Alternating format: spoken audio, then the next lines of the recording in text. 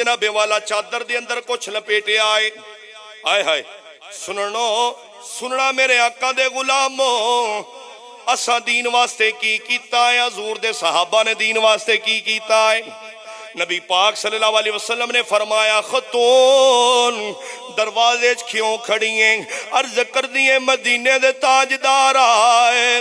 پتہ چلے آئے جناب والا قافلہ جنگ واسطے جا رہے آئے میرے آقا نے فرمایا بالکل قافلہ جا رہے ہیں عرض کر دیے سونے میں اپنا حصہ بھی لے کے آئی ہوں میرے آقا نے فرمایا کی لے کے آئی ہیں خاتون قریب ہوئی نبی پاک صلی اللہ علیہ وسلم دے سامنے جدو کپڑا بچھایا وے نبی پاک نے کپڑا کھولیا وے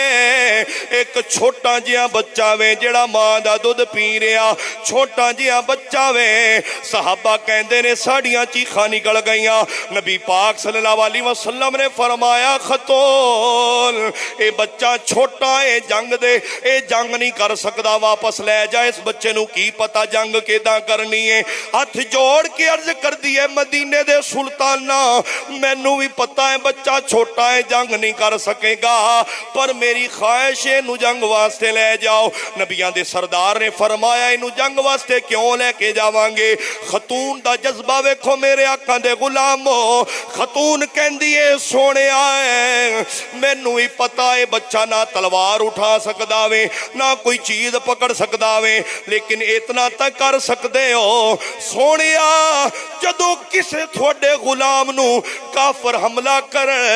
میرا لال حملے دے سامنے کر دینا تاکہ قیامت دے روز میں بھی فخر کرانگی اوے میرا لال میرا پتر بھی ایسا پتر ہے جن نے حضور دی ناموس سے پہرا دیتا ہے جن نے حضور دی ناموس سے پہرا دیتا ہے جن نے حضور دی ناموس سے پہرا دیتا ہے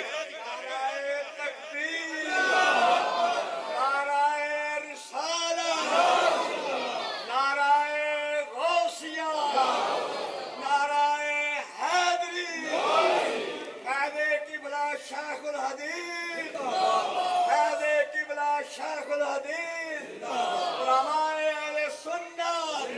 جناب قاری صاحب اللہ برکت دی اچھا توجہ فرماؤ تاکہ میں بھی فخر کرا آئے ہائے میں نے ایک شعر پڑھن دو اگر اجازت ہو بھی تو ٹائم تھوڑا ہے عشق کردہ اپنے مرضی دے کم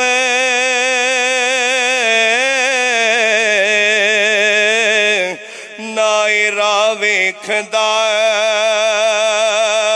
نا قرآ ویکھدا جتھے چاہے جھکا دے عاشق دسے نائے کعبہ تے نائے کربلا ویکھدا ہے